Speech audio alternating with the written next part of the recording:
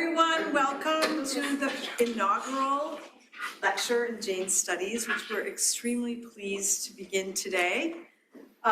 We're very, very grateful. I'm Kathleen Canning, Dean of Humanities, and we're grateful to the Jain community who has raised the funding for this lecture, and we now will be pursuing it for many years to come.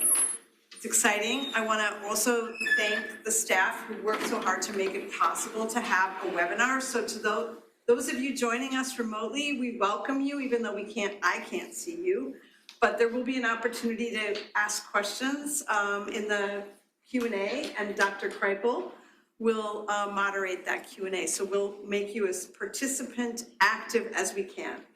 And then just so you all know, we have a lovely reception after the event out in the hallway. So for those of you who can join us for a little bit of nourishment, we welcome that. And I'm going to turn this over, the formal introductions, to Jeff Kreipel, who is Associate Dean of Humanities, and as most of you know, a renowned scholar of religion, who also was the chair of the religion department for many years and has been in touch with our speaker, Anil Mundra, who's joining us today, and we're thrilled to have you. So welcome. Jeff, you take over the substance. Thanks. I'm going to introduce the introducer. You know, so there's like multiple levels of this. First of all, thank you, Sulek, wherever you are, somewhere in the digital world. Parag, Anudeep, Arti, thank you all.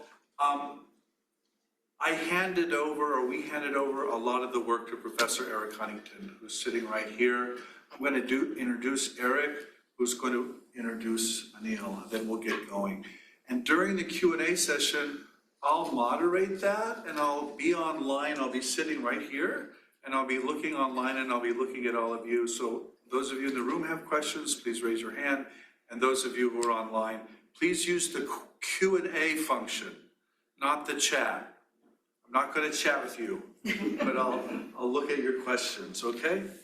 All right, Eric Huntington specializes in the visual culture, ritual, and philosophy of Buddhism.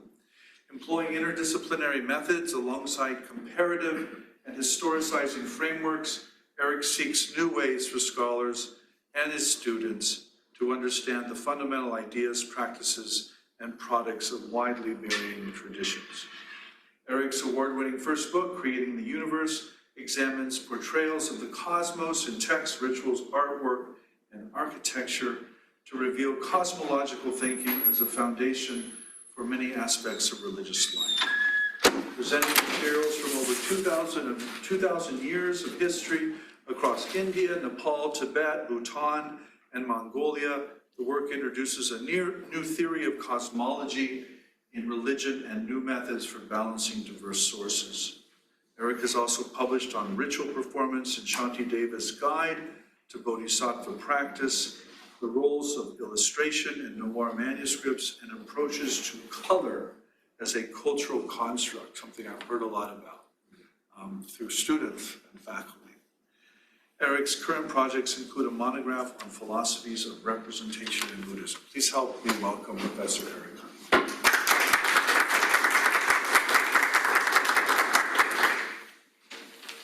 Hi everyone, welcome. Thank you so much for attending today's event. I guess because I specialize in Asian religions, I have the privilege and honor of introducing our speaker for this inaugural lecture in the New School of Humanities Bhagwaan Mahavir Lecture Series in Jain Studies.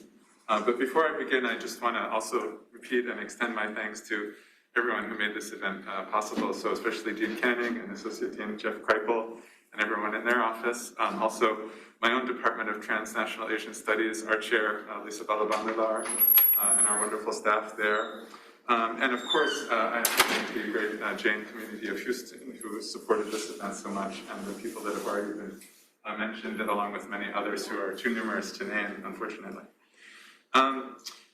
We all hope that this new lecture series will provide an opportunity both for the academic study of Jainism and for finding broader connections with the Jain community and the study of religion more generally. So with this in mind, we've selected an inaugural speaker whose work focuses both specifically on the richness of the Jain tradition, as well as its broader relevance to the modern world. and especially to the study of religion and religious diversity. So our speaker tonight is Dr. Anil Mundra, who is the Alka Siddhartha Dalal Postdoctoral Fellow in the Study of Jainism at Rutgers University in New Brunswick. He received his PhD in 2022 from the Philosophy of Religions program at the University of Chicago for a dissertation entitled No Identity Without Diversity, Haribhadra Suri's Anekantavada, as a Jain response to doctrinal difference. This dissertation focuses on the key Jain philosophical topic called non-one-sidedness, and how Haribhadra uses it to define a Jain identity within the context of philosophical debate. I think Mundra's work is also noteworthy for examining Haribhadra's discourses not only for their value to history, but also as directly relevant to modern philosophical concerns. So this helps to shape not only the field of Jain studies, but also religious studies more generally. And Dr. Mundra has even published on concepts like normativity in the study of religion and its role in understanding how we make comparisons between different religious traditions in the first place. So I hope this will lead to a great discussion. I'm looking forward to the question and answer sessions and all of that. Sorry, that's the problem with iPads. And I think Dr. Mundra's work will give us a lot to think about and talk about this evening, so I look forward to his lecture. So without further ado, please join me in welcoming our speaker.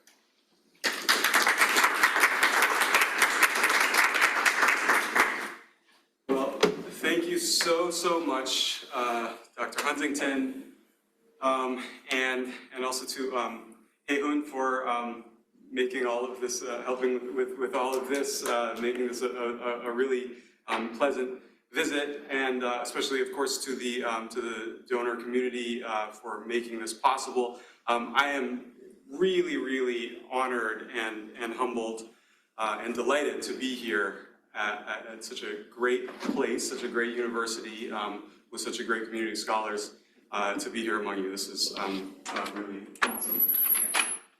Okay, so in his textbook, Comparing Religions, our very own Associate Dean, Professor Kreipel, nicely defines comparison, most basically, as the intellectual act of negotiating sameness and difference in a set of observations.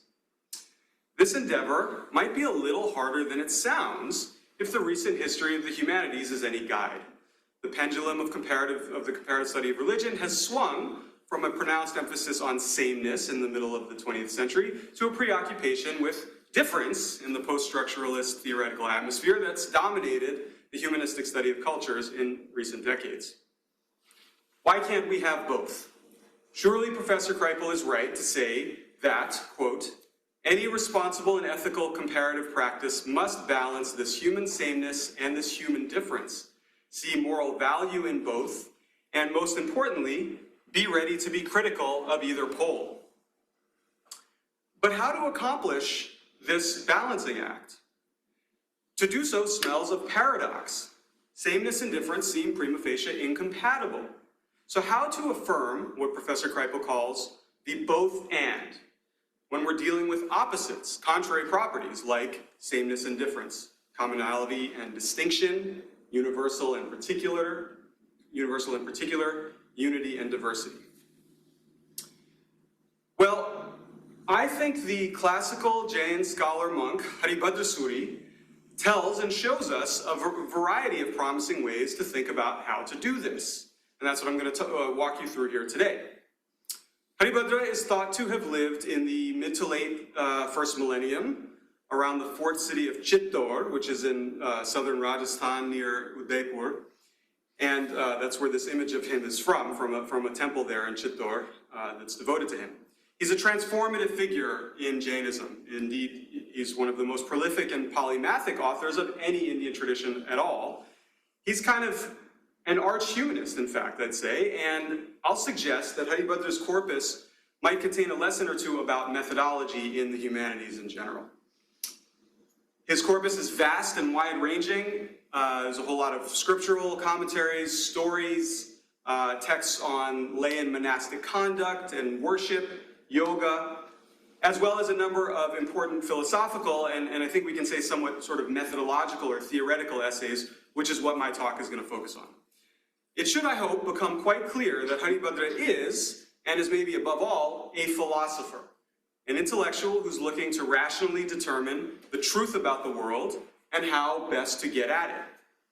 And I want to show how the comparison of religious doctrines is central to his philosophical project in various phases, and always in this mode of negotiating sameness and difference. I'll conclude by asking what all this adds up to, namely whether Haribhadra's comparative philosophical project makes him some kind of religious pluralist, which is how modern English writing has often characterized the central Jain theory of non-one-sidedness, or anekantavada. So that theory is the subject of Haribhadra's magnum opus, the victory flag. This is a long essay called the Victory Flag of Non-One-Sidedness, Anekanta Jayapataka. And the whole point of this treatise is explicitly to theorize how to think about the both and, how to attribute opposites to the same thing, without lapsing into incoherence or self-contradiction. Along the way, Haribhadra directly addresses the very understandable objection that you see up here on the slide, this objection that nothing can have both sameness and difference. And here's how he responds to that concern. A thing with both sameness and difference is established by experience. To explain, we have awareness of sameness when we say that a pot is a pot, with respect to things like pots and so on, and difference when we say that it's made of clay, copper, silver, or that it's not a cloth, and so on. So that is to say, a pot is a pot is a pot. Pots are all the same insofar as they are pots. And yet, different pots can differ from each other, being made of different materials. And pots also differ from non-pots, like cloths. So, pots exhibit both sameness and difference. Now, this explanation of the equal reality of both sameness and difference might seem to you a little underwhelming, maybe almost trivial, an article of mere common sense. But that's actually just how Haribhadra wants it. As he says here in this first line of his response, it's established by experience. And what he means by experience is not any kind of special religious experience. He means just everyday experience that we all have. On the other hand, though, the claim might not be quite as trivial or commonsensical as it first looks at first blush, because, after all, notions like sameness and difference are opposites, right? As we use these pairs of terms, they are opposite to each other. They're contrary to each other. So if something is one of them, it would seem it can't be the opposite too. Surely a thing can't be one way and also the other way. That would seem prima facie to be a contradiction. So this is where we need the theory of non-one-sidedness, anekantavada. The basic doctrine is that everything is complex and contains opposites. Opposites like sameness and difference, samanya and vishesha are the Sanskrit terms. And other really important ones like existence and non-existence, sat and asat, permanence and impermanence, nitya and anitya, denotability and non-denotability, abhilapya and anabhilapya. These are the four pairs that he's particularly concerned about in this treatise. I'm going to keep Sanskrit to a minimum in this talk because I am not going to assume that a lot of people here know Sanskrit, but I just wanted to put those ones there because those are important terms. So, this idea that everything is complex and contains opposites, contains contraries, is exactly the idea that the Jain's opponents did not find to be at all commonsensical. Buddhist philosophers especially took exception to Jain non-one-sidedness about this pair that we've been talking about, this first one, sameness and difference. These Buddhist opponents thought it admired Jain philosophers in contradiction, unable to make sense of things' particular identities. So, for example, the preeminent Buddhist logician Dharmakirti memorably challenged the Jains to explain why, if everything has both forms, why does one who's urged to eat yogurt not go running to a camel? That was Dharmakirti's mocking objection to the Jains. Now, it probably goes without saying that Haribhadra does think that his approach can distinguish between yogurt and camels. And indeed, that's just the kind of thing that he thinks it's uniquely able to do. So I'll come back to the logic and metaphysics of that at the end of the talk, and I'm going to try to indicate briefly how Haribhadra thinks non-one-sidedness is actually required to individuate things as the things that they are, to distinguish things like yogurt from things like camels. But before I come back to that, I want now to spend most of my time looking at how Haribhadra negotiates sameness and difference, not metaphysically, or in this sort of strictly logical sense, but as a comparative scholar of religions. In Professor Kreipel's definition of it, negotiating sameness and difference in a set of observations about the religions in his midst, as a religious comparativist. So the most widely known work attributed to Haribhadra is the Compendium of 6 Viewpoints, Shad Darshana Samuchaya. This is arguably the paradigmatic Indian specimen of what we can call doxography. That is, a $10 word for a survey of various doctrinal schools. So if you know anything about Indian philosophy, you've probably heard that there are supposed to be 6 darshanas, 6 philosophical schools or viewpoints. Well, Haribhadra is, as far as we know, the first person to refer to them as a group of 6, and that's a number 6 that'll become a standard trope that endures right down to this day. People always talk about the 6 schools of Indian philosophy. So this work was formative for the comparison and classification of Indian philosophical and religious ideas. Now the watchword here that I'm translating as viewpoints or philosophical schools is darshana. That's the term in the middle of the title, of the Sanskrit title there, darshana. This is a pretty loaded term in Indian philosophy and religions that most literally has the sense of vision. Seeing something. So that sort of conveys the sense that the object of vision is real, that something is seen truly. When you say, I see something, that implies, what philosophers call this a factive or a success term. You are seeing something truly. So it's the uniquely true vision of something. And that's very much the sense in canonical Jain philosophy, where the right view is one of the 3 markers of the path to liberation. Moksha. But that can't be quite the sense of the word, darshana, or vision, in a survey like this, right? Because the various views surveyed, the 6 schools of philosophy, may very well be incompatible with one another. So they won't necessarily all be true. So the sense of the word, darshana, vision, viewpoint, that admits of pluralization when we talk about views, when we're no longer talking about the single right view, but rather of views in the plural, that is various viewpoints, this is an intrinsically comparative usage that brings various items under the common category darshana, various tokens or instances of a common type. Haribhadra is not the first to use the term darshana in this plural way to talk about darshanas rather than, just the darshana, viewpoints rather than the right view. But his compendium is an important crystallization of this historical achievement that allows a range of viewpoints to be compared and entertained as a possibly true darshana, possibly true viewpoint. Likewise, Haribhadra's compendium is not the first doxography in South Asia, the first survey like this, depending on exactly how we define, doxography or a survey. But it's one of the earliest that we have of this sort of genre, and it's pioneering in its explicitly self-conscious adherence to a certain classificational systematicity. He has a certain taxonomical system, and he explains this approach, this classification approach, right at the beginning of his text.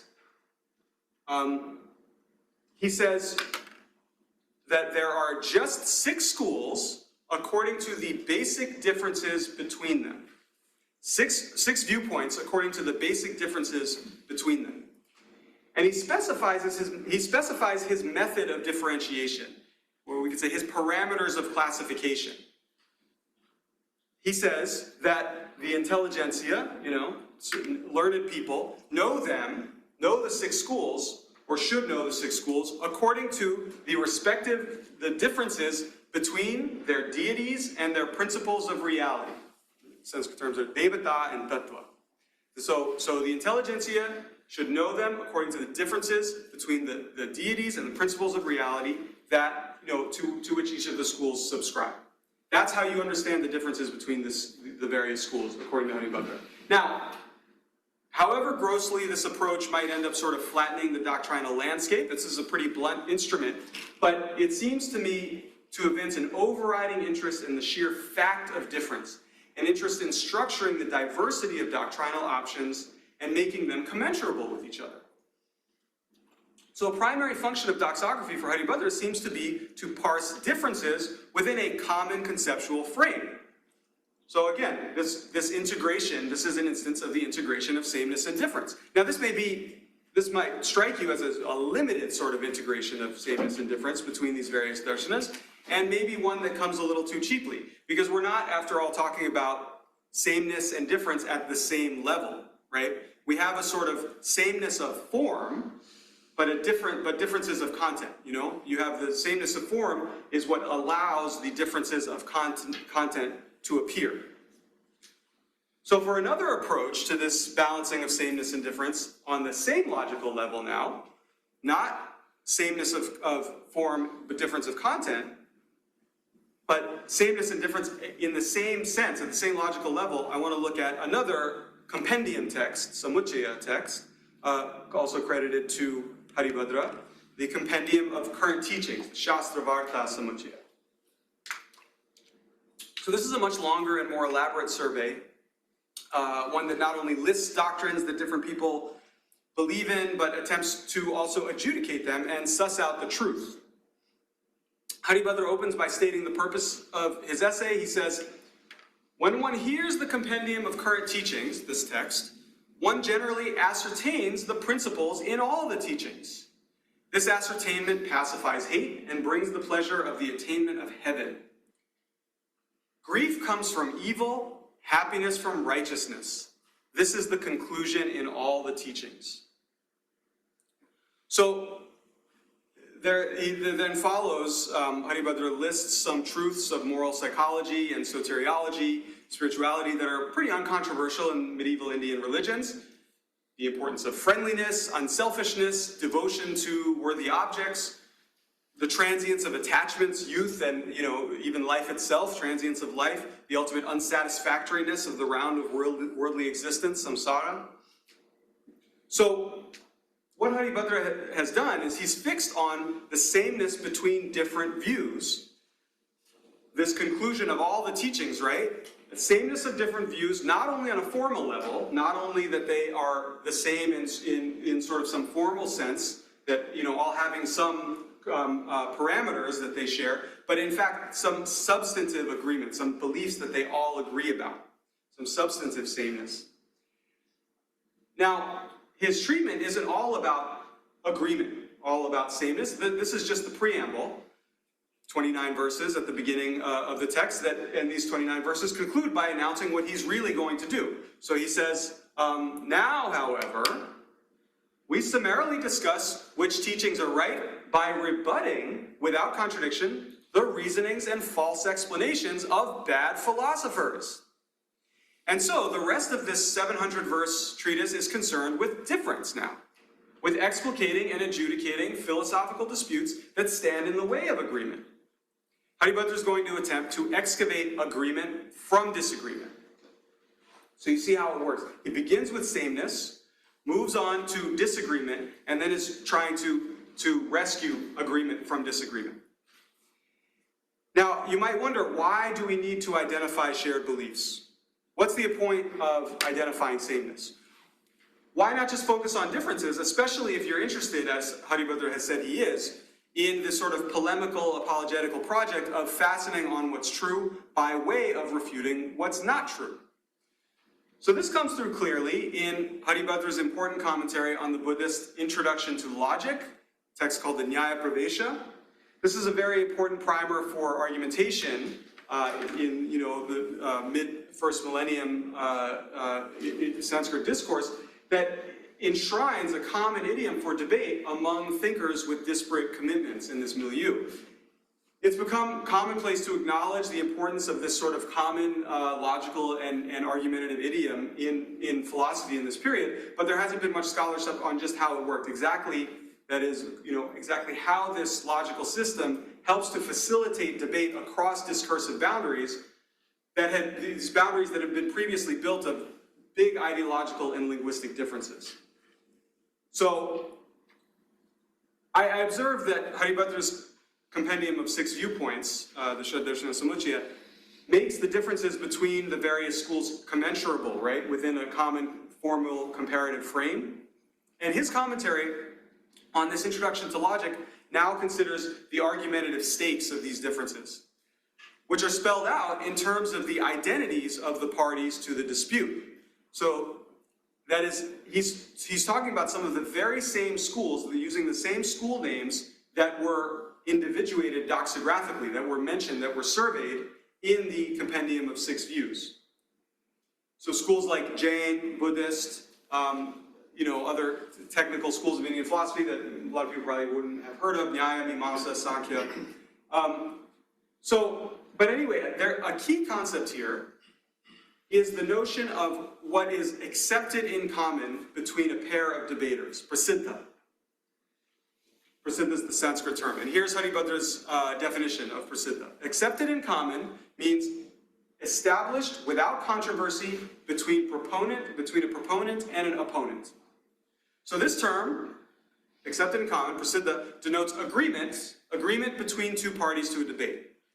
Now the point is not, of course, for everything to be agreed upon by the two debaters. He doesn't say that everything in a debate has to be agreed upon, because, of course, one of the basic rules in this system is that they should not already agree about the question at issue in the debate, right? The question in dispute, because otherwise there would be no point in having the debate in the first place. However, at the same time, two debaters need to agree on some basic terms in order for the debate to be viable and for it to be needed at all. So, not in order for it to be needed at all. They need to agree on some basic terms in order for the debate to be viable and for it to be possible. So, here's how it works, right? In a debate, someone wants to prove that something is some way, right? So to put it in logical terms, that you have a proposition, and the proposition is structured as that some subject possesses some predicate. That is, something possesses some property or some attribute. Something is some way, right? And that's what you want to prove in a debate. But if they don't even agree that this subject exists, that is, strike out the subject, then, that is, if one of the debaters doesn't think that it's a thing at all, then they don't accept it in common. It's not prasiddha, it's not accepted in common, and that's a problem. Because it would be like, as they often say in Sanskrit, it would be like arguing about the teeth of a crow. There's no there. There's nothing to talk about. So for example, to make this concrete, the introduction to logic gives us the illustration of when a Hindu says to a Buddhist, the self is conscious. What's gone wrong here? If you don't know Indian philosophy, and Buddhism in particular, you might have no idea what the problem is. The introduction to logic actually doesn't tell us. It's up to Haribhadra's commentary on the root text to remind us that Buddhists think that there is no self. Strike the self.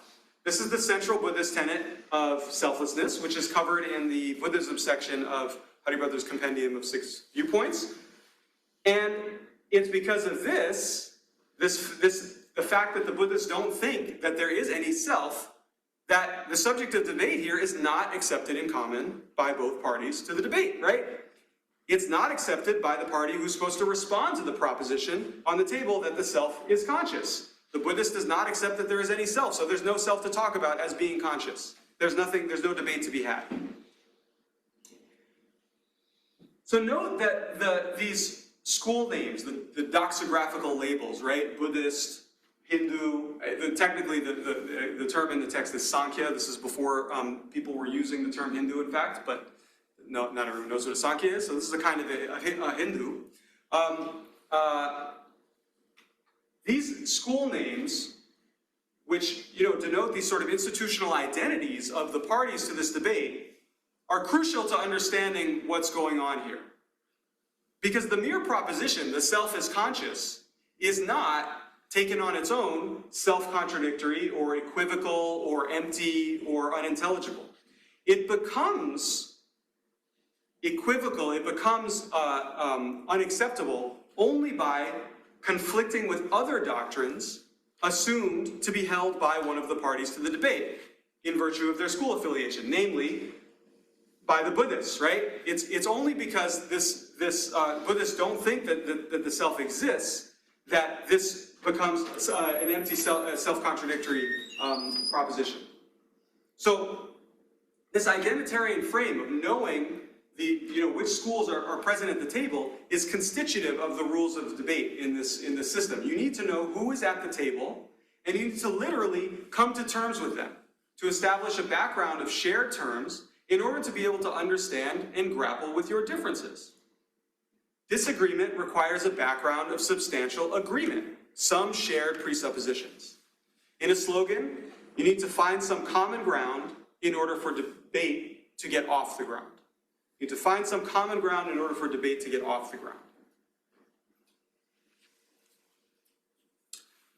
So, Haribhadra has made religious difference intelligible, and he's shown us how the navigation of doctrinal difference presupposes some commonality. But having come this far, we seem to be at an impasse. Because what if even such a minimal background of agreement is not forthcoming?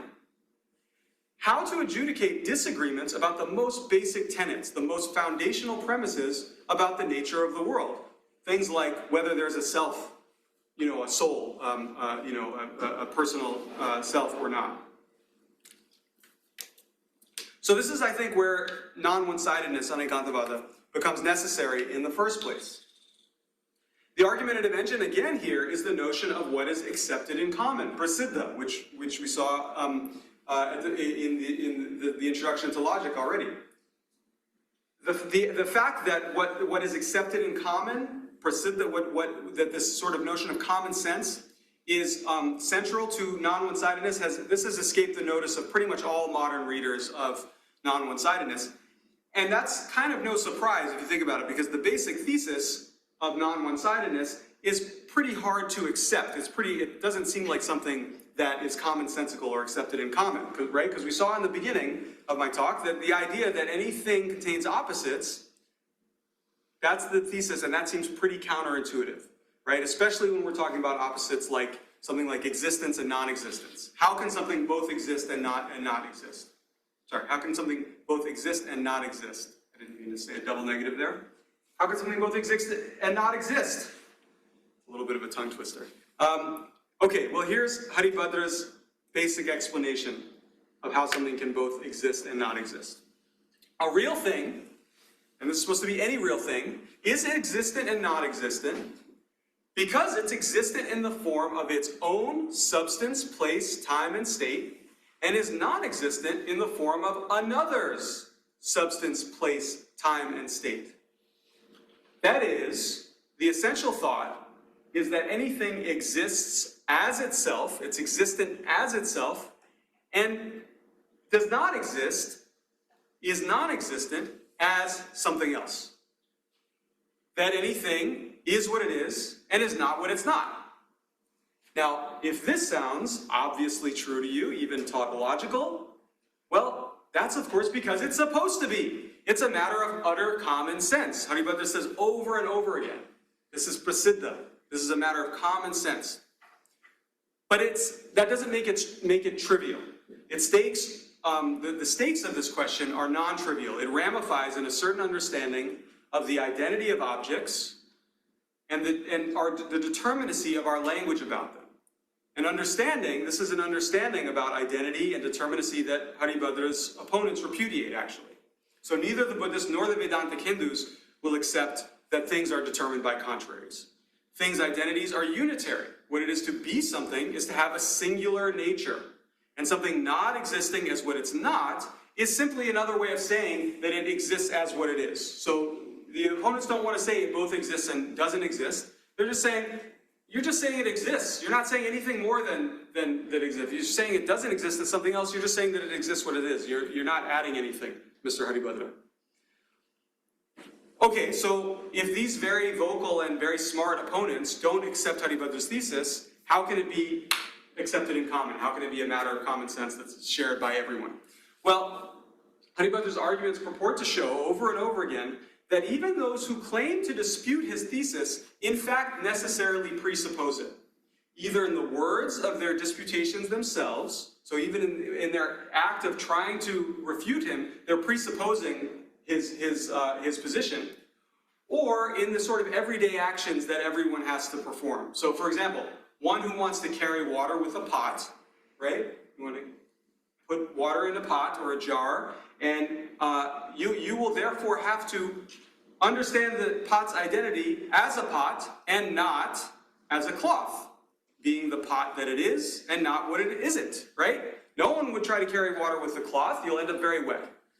So that is, on Haribhadra's view, this complexity of reality is presupposed by all of us, even by the overeducated philosopher who tries to reduce it to extreme one-sided views and who never has to carry his own water, but wants other people to carry water and not, with a pot and not with cloth.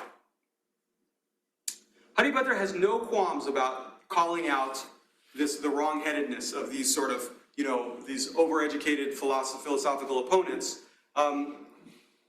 But he wants to insist that his opponent, in sort of Hamlet, shades of Hamlet, his opponent doth protest too much. They're always saying, no, this is not right, but they're actually presupposing what he's saying in their very act of protesting. And so he wants to extract agreement from his opponents despite themselves, despite what they're saying. He wants to wrest agreement from the jaws of disagreement and find commonality in the heart of difference. Now, this pursuit of agreement does not in any way, I repeat, lead him to ignore differences or disagreements or to shy away from criticism of rival views. So I'll close now with just one more Haribhadra text, another very famous one. In fact, I suspect that this is the Sanskrit Jain text that modern writers quote more than any other one. So this is a text called, translated as a settlement with popular principles, Lokatattva Nirnaya.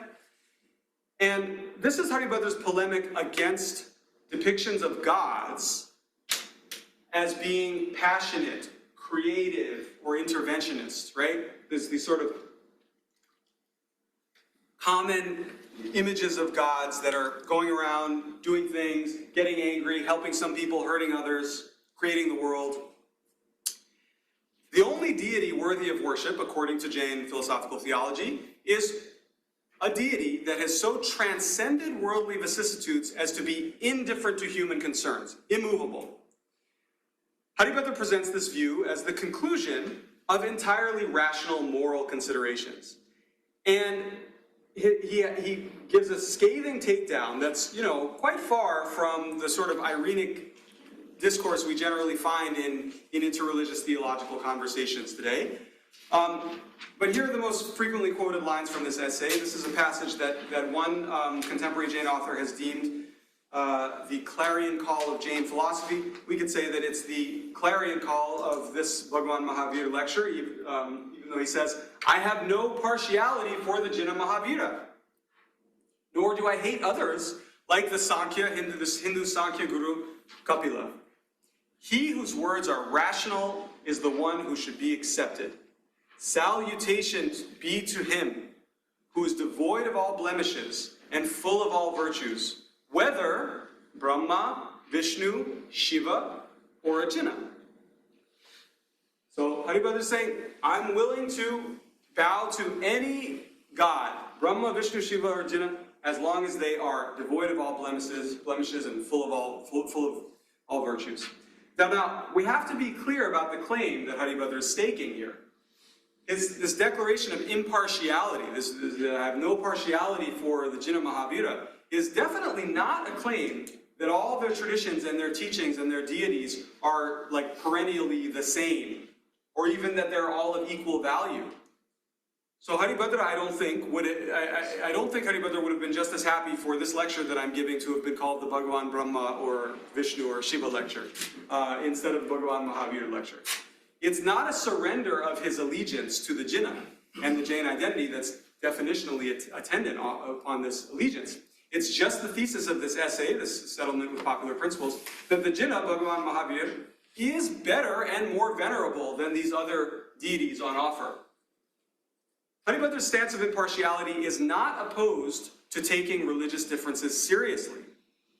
What it's rather opposed to is uncritical adoption of religious identity. It's a willingness to rationally evaluate religious allegiance by adjudicating the various doctrinal options. So as he says in this middle line here, the religious leader whose words are rational is the one who should be accepted. Haribhadra's method, as we've seen, is to array the diverse religious answers with careful attention to their differences and to declare one's religious allegiance and proclaim one's religious identity on the basis of one's common sense and philosophical investigations, rather than confining the latter within the former, that is, imprisoning sort of one's rationality within the walls of one's identity and refusing to engage differences at all. So I think in this and the other works we've looked at today, we can see Haribhadra circling around what Professor Kreipel calls the question of religious pluralism. Why are there so many religions on offer? Does this make Haribhadra a religious pluralist? A lot of people have touted the theory of non-one-sidedness as a paradigm of religious pluralism. And I mean, it is undeniable that there is a certain pluralism, or maybe I should say various pluralisms, running through Jain philosophy. You have the logical or sort of ontological pluralism that refuses one-sided views, right? Maintaining both poles in the pairs of opposites that characterize all things. Not to mention the metaphysical plurality of souls and the dualism between soul and matter, which I haven't had occasion to discuss at all today. But does this amount to religious pluralism, as we understand it, which Professor Kreipel defines as the potential acceptance of all religious worldviews as cultural approximations of the sacred? That's your definition of religious pluralism, as opposed to exclusively rejecting them, right? Rejecting religious worldviews as cultural approximations of the sacred, or even sort of inclusivistically accepting them on the basis of the categories of one's own religious worldview. Is Haribhadra a religious pluralist in the sense of potentially accepting all religious worldviews? Well, I think the matter is a little complicated. For one thing, no less a card-carrying pluralist than Diana Eck has admitted that, quote, this is quoting Diana Eck now, to some extent, all religious people are inclusivists insofar as we use our own particular religious language. As long as we hold the religious insights of our particular traditions, cast in our particular languages, to be in some sense universal, we cannot avoid speaking at times in an inclusivist way. So, if one really believes in the truth of something or other, one will, or at least should, I think, grant that those who agree with that truth are also right. That's what it means to believe in the truth of something. And by the very same token, Professor Kreipel has also observed that we are all exclusivists in the simplest sense that any clear position we take must by necessity exclude and deny those positions that are logically contrary to it. I'm quoting still, perhaps that's why we are so seldom clear. The pluralist then, like the exclusivist and the inclusivist, is making an absolute claim which denies and excludes other faith claims. But this absolute claim is not rooted in, limited to, or exhausted by any single historical religious tradition. That is the truth claim, according to Professor Kreipel. So a different way to put this, I think, is that inclusivism and exclusivism are generally understood as a priori answers to the questions of whether religions other than one's own can be true or salvific. A priori answers to the questions of whether religions other than one's own can be true or salvific, rather than whether others are, in fact, are true or salvific, decided on the basis of careful study and thought. And so, that is, these answers are these sort of prior decrees of possibility. So they have little need for actual engagement with the particularities of any particular religions. As the philosophical theologians Schubert Ogden and Jeffrey Long have observed, that will not do to make these prior decisions, decrees, on the status of different religions. And if there's one characteristic that I see in the variety of Haribhadra's philosophical approaches, as I've interpreted them, it's that they seek to engage particular religious differences and to philosophize on the basis of that engagement, rather than issuing these sort of blanket pronouncements about others a priori. This is arguably a general feature of non-one-sidedness that distinguishes it from the pluralism of sort of epistemological neutrality or suspension of belief as to which religion is true, as some people understand religious pluralism as just sort of abstaining from deciding.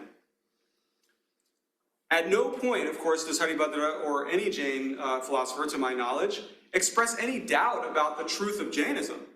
But as we've just seen in the settlement with popular principles, Haribhadra maintains that this is because the Jain doctrine withstands rational criticism. And he allows that others might too, even if many turn out not to, according to his, his arguments against them, right? But that's to say that being a Jain does not automatically, a priori, dictate one's particular position on the truth of others' claims.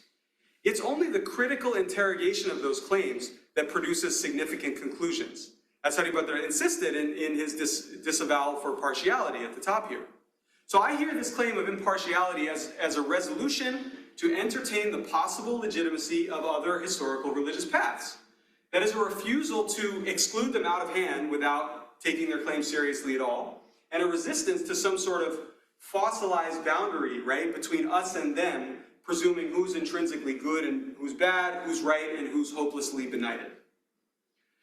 Now, much depends here on how we understand terms like exclude or deny, excluding the potential truth of other positions or denying that truth. Does exclude or deny simply mean to deem a claim as false or incorrect or even morally wrong? Or does it mean to eliminate it from the very possibility of candidacy for truth and falsity? So I hope it's clear by now that Haribhadra has no trouble repudiating what he deems to be false claims. He's perfectly willing to say that other people are wrong. But he wants to do so only by first considering their candidacy for truth, and even non-one-sidedly allowing that they may sometimes be partially true in some way. This is the sense in which his claims are not absolute, not because they're uncertain or wishy-washy, and certainly not because they're unclear. Rather, he claims to affirm apparent contraries in a way that makes things more clear, not less clear. That's what non-one-sidedness is about, I think, on my reading. So Haribhadra wants to say that clarity requires us to fully engage opposing positions, interrogating and adjudicating them, rather than ignoring or marginalizing or even transcending them. So maybe better than the label of pluralism for this orientation would be something like multiplism. Multiplism, that's a term that the Indian philosopher Chakravarti Ram Prasad uses for, quote, his definition of multiplism is a metaphysics and an ethics that seeks to find the balance between granting the integrity of the other and attempting to negotiate beyond otherness. Find the balance between granting the integrity of the other and attempting to negotiate beyond otherness. So these two poles can be seen most clearly in the doxography of the Shadarsana Samuchi, the compendium of 6 viewpoints, and the appeals to common sense of the victory flag of non-one-sidedness, with the caveat that the first pole, this pole of granting the integrity of the other, does not mean affirming the opponent's truth or even their justifiability. And the second pole, negotiating beyond otherness, does not mean homogenization, right? Just total sameness. So if the arc of my talk has been persuasive, we might locate this multiplist balance in this intertwining of sameness and difference, identity and diversity, agreement and disagreement, that has shown up in repeated guises, variously in the various texts that we've considered. So these adventures in doxography, argumentation, non-one-sidedness are arguably exemplars of broader Indian philosophical tendencies detectable in various forms and degrees in different thinkers. But while we find some Indian philosophers, and even I think everyday Indians nowadays, ultimately sort of seeking to dissolve all differences into a sea of sameness, or else hardening lines of difference into identitarian boundaries of rejection and demonization, I hope I've made it clear that these are not the only options that South Asian intellectual history has produced for addressing issues of difference. Haribhadra's approaches, which I repeat would become extremely influential for Jainism, if not beyond it, Haribhadra's approaches engage differences on common ground and also, conversely, retrieve commonality from the midst of difference. That is, retrieve agreement from disagreement without effacing the difference that enabled the retrieval in the first place. Okay, finally, let me back up. I'm about to finish, but I just want to get a little meta on you for 1 second, because my own project here has also been one of retrieval, even retrieval of commonality from difference. The Haribhadra corpus was produced in a very distant time, in a place very different from Houston, right? A place, in fact, very different from anywhere someone might possibly hear this lecture or read my research. I think very different even from present-day southern Rajasthan, where Haribhadra was supposed to have lived. We are just simply not in Haribhadra's historical context anymore. None of us are.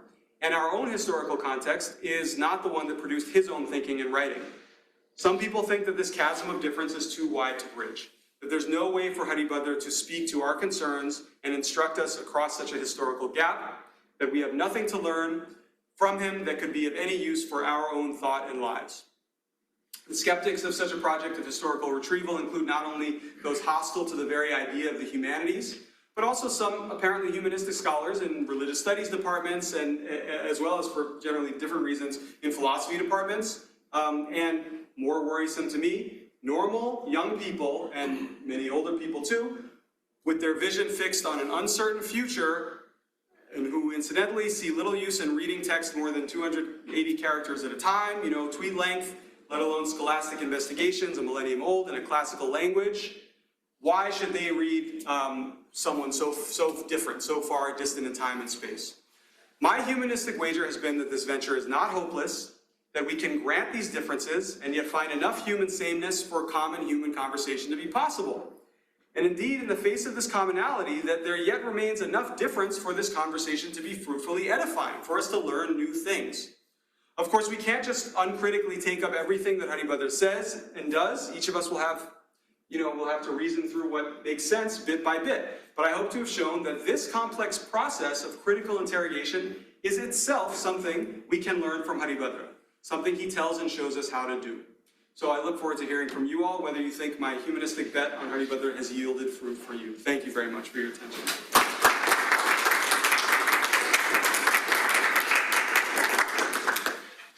Okay, so I'm going to ask some questions online.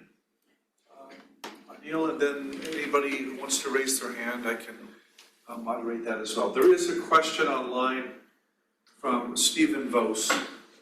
He asks, how could Anekantavada be a common ground when only Jains adhere to it? Is that only a strategy by which Jains could move to engage with another who otherwise remains intractable? Is it only a strategy for... Is it only a strategy by which Jains could move to engage with another who otherwise remains intractable?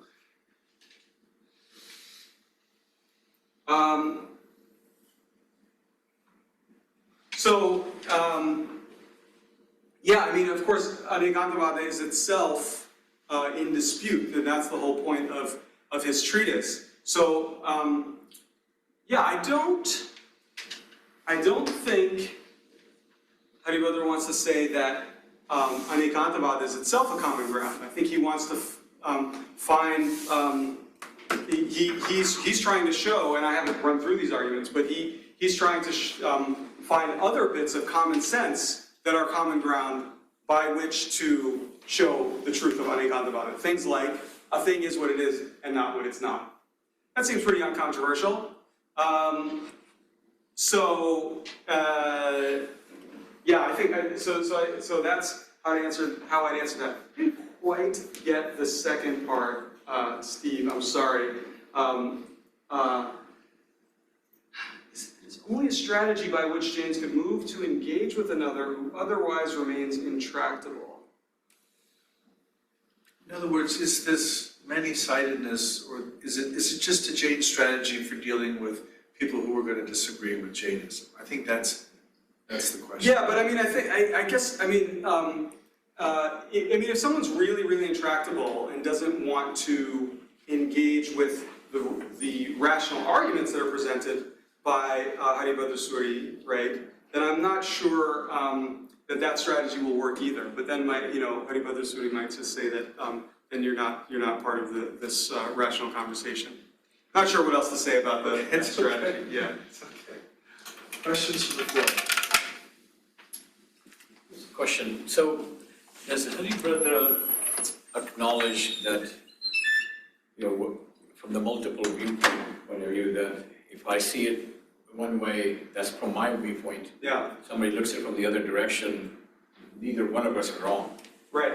Does he go into that? I mean, that's one of the other thing, part of the Jainism is the philosophy as well. Yeah. That goes forward with Yes. almost like I agree to disagree, but neither one of us are wrong. But that means certainly not me telling you, you're definitely wrong. I mean, Yeah. Yeah, that's a common way that it's talked about these days. He doesn't talk about it in quite that way. He doesn't actually talk about sort of people's he doesn't talk in terms of these sort of perspectives or positioning and people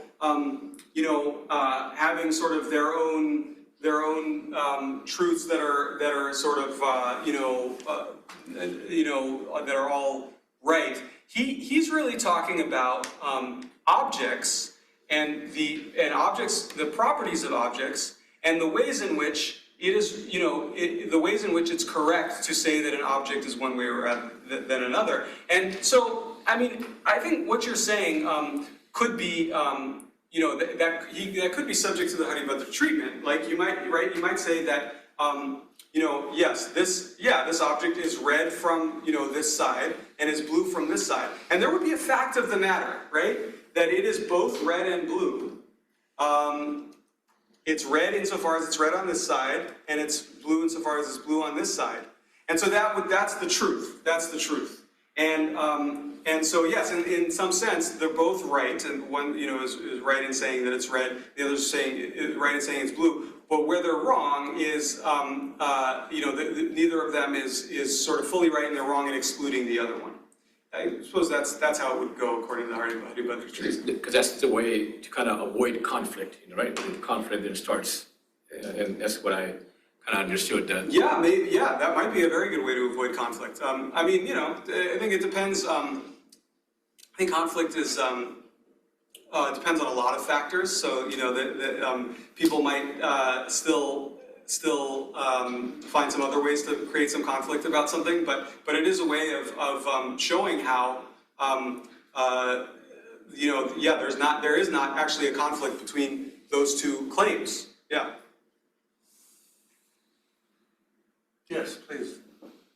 So I'm curious about how non-one-sidedness looks at what you mentioned as, like, according to Jain's, deities unconcerned with human affairs, but then still full of virtue. So I'm not sure what a deity that is full of virtue does if it's unconcerned with human affairs. Yeah, that's a good question. Here virtue. Of course, the word virtue is really loaded in English and in Western discourse, and has these connotations of sort of behaving properly towards others. I think that you are, that's what you're sensitive to here, and I mean, it's that's not totally off, far off from the Jain vision of virtues, but basically, the moral virtues that we're talking about here are ones, about like not harming others, but the Jinnah has sort of has reached this stage of of enlightenment where the Jinnah has transcended, wanting to sort of intervene in things, so transcended desire and the passions, and that state of desirelessness and passion, which are desirelessness and dispassion, are supposed to underlie this ability to not hurt others. And then, so that's basically what the virtues consist in. So it's not, virtue is not so much a sort of, an active helping others. It's has to do with, moral psychological attitudes of, like, sort of equanimity and balance and those kinds of things. Another question online from Jeffrey Long. Could one arrive at the approach of Haribhadra Suri as you have characterized it from diverse ontological starting points? And maybe if you could define ontological starting point for us. Yeah. I wish Jeff could do that. So an ontological starting point, I suppose, might be, so ontological means, talking and thinking about the way things are, talking about what there is. And I suppose diverse ontological starting points, so I think you could begin from diverse ontological starting points, such as, for example, the view that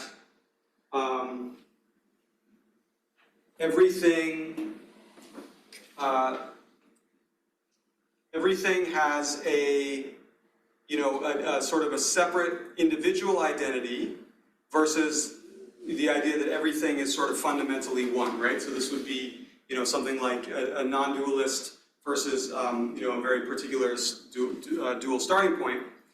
And I think Haribhadra wants to say that if you can have those very different ontological viewpoints, but if you can agree on something like that there are things, and there are things with properties, and something that has one property is not identical with something that has another property, then that might be an ontological that might be a different sort of ontological starting point that people with otherwise very different viewpoints could agree on. I'm not sure if that exactly would work out, but I think in general, I think the answer would be yes. You don't. I mean, as I said in the context of the introduction to logic, you don't need agreement about everything. You just need agreement about something, and some very basic thing on which you can stand. Okay. So this is live, so people are responding to you. Oh, okay. Yeah. So Jeffrey says just different worldviews leading to a similar conclusion is what he's really talking about. Mm-hmm. And then Akpan asks, he wants to hear more about multiplicity. So can you highlight or talk more about that? I think it's the wrong side. Oh, multiplism. Yes, multiplism, as opposed to pluralism. I mean, I think. And can I intervene here? Please. So the textbook you quoted from, I mean, what do we do with people who are from different cultures and different religious positions in the classroom? I mean, right. They're all over the world, they're sitting right there, they have completely different beliefs and assumptions about what a person is, what a person's life is.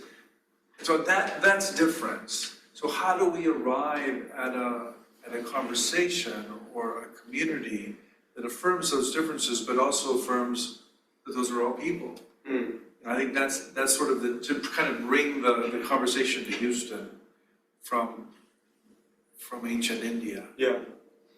Well, I mean, one thing is that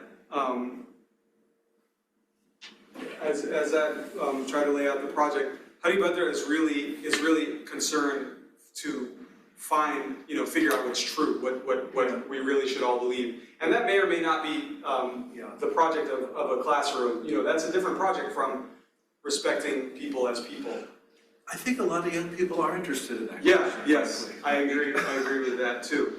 Yeah, and so it's, I think Haribhadra would say that, respecting that difference, people as people, begins with taking people's different claims seriously. Yeah. Listening to their claims and really trying to engage their claims as claims on reality, and trying to understand their claims and respond to them. And I think for Haribhadra, that is what philosophical sort of respect sort of looks like. Other questions? Comments?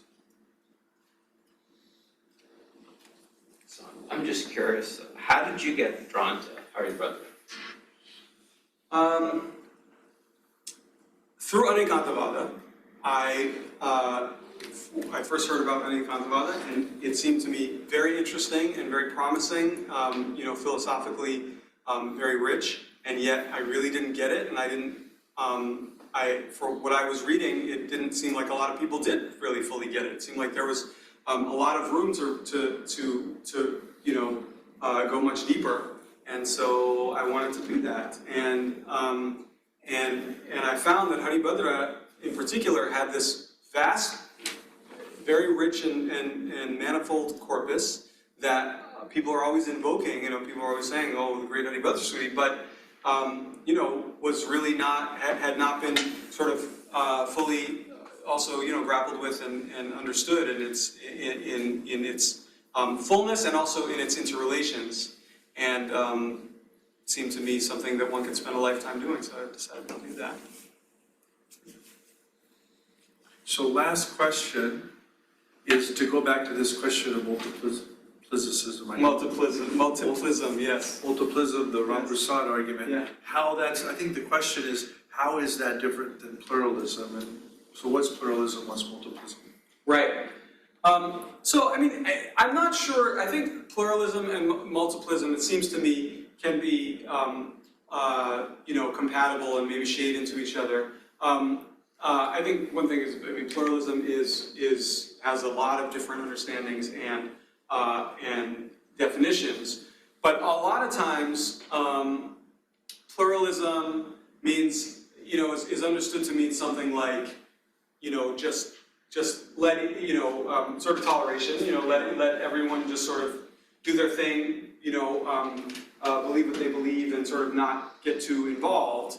And multiplism is, I think, a more active, it's a metaphysic and it's an ethic. Pluralism may or may not contain a certain metaphysic, but multiplism, I think, is a metaphysic that seeks this balance, just quoting Chakravarti Ramprasad again, between granting the integrity of the other and attempting to negotiate beyond otherness. And pluralism doesn't necessarily do either of those things. Pluralism definitely doesn't necessarily try to negotiate beyond otherness. It doesn't necessarily try to find common ground of any sort. And also maybe, doesn't even, maybe pluralism is thought to, it can sort of grant the integrity of the other insofar as, sort of just letting people be and think what they think, but maybe not in the full sense of recognition. And that's often, criticism that people have made of the idea of pluralism as tolerance or neutrality, that it does not sufficiently grant recognition of other people's views.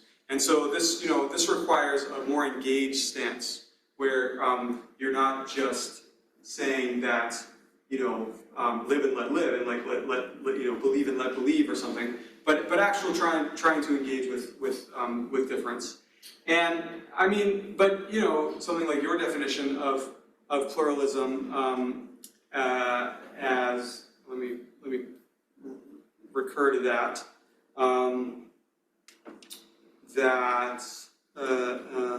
the the potential acceptance of all religious worldviews as cultural approximations of the sacred, I think is fully compatible with multiplism, I think. Okay, okay, well, listen, thank you, thank you, Professor Mundra, that's great.